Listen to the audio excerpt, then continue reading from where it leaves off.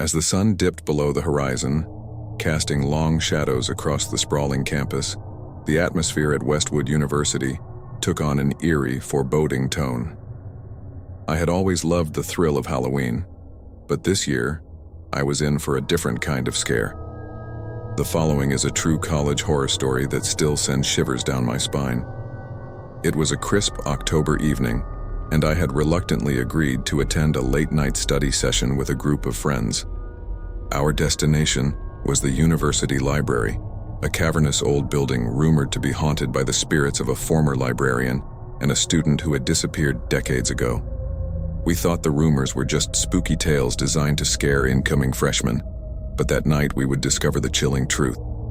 The library's doors creaked open, and the dimly lit corridors welcomed us with an eerie hush. The place was empty, save for the occasional student hunched over a textbook.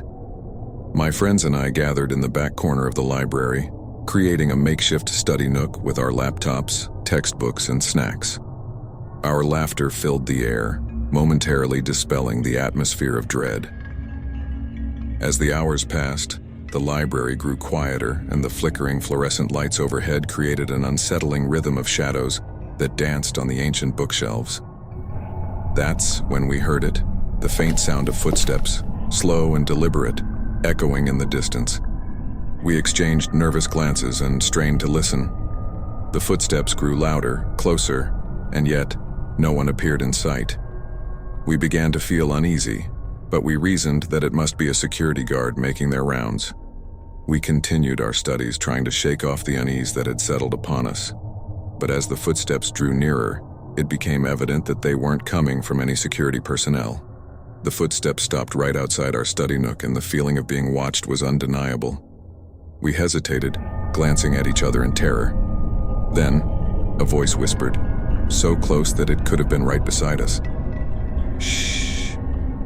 You have to be quiet. They'll hear you." We all jumped up, our hearts pounding. But there was no one there. We scanned the nearby bookshelves, the eerie silence broken only by the faint sound of our own breathing. We quickly packed our things and decided to leave. The library had become too unsettling for our liking, and we couldn't shake the feeling that we were being watched by an unseen presence. As we exited the library, the chill in the air seemed to intensify, but the true horror awaited us outside. The campus was shrouded in darkness, and the familiar buildings took on a sinister, unfamiliar appearance. The moonlight cast eerie shadows, and the wind whispered through the trees in an ominous, mournful tone. We hurried towards the dormitories, our footsteps echoing in the silence of the night. It was then that we saw the figure, a dark, hooded figure standing beneath a flickering lamppost. The figure's face was obscured by the hood, and its posture was rigid, unnerving. We froze in our tracks, our breaths visible in the cold. The figure beckoned to us, its bony hand outstretched, and we could hear it whispering faintly in a language we couldn't understand. Panic set in, and we turned and ran, our footsteps pounding against the pavement. We didn't dare look back. As we reached the dormitories, we thought we had left the horror behind. But when we entered the lobby, we were met with an unsettling sight. The old grandfather clock that had been broken for years was now ticking. Its hands moved erratically, the sound echoing through the empty space. We raced to our respective rooms, and as I closed my door behind me, I realized I was alone. My friends were nowhere to be found.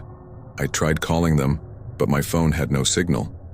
It was as if I had been transported to a different dimension, one where the normal rules of reality no longer applied.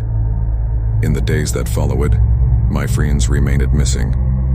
No one could explain their disappearance, and the campus seemed different, as if it had been permanently tainted by the eerie events of that night. I never returned to Westwood University after that Halloween night. To this day, I can't shake the feeling that I had crossed paths with something beyond our understanding.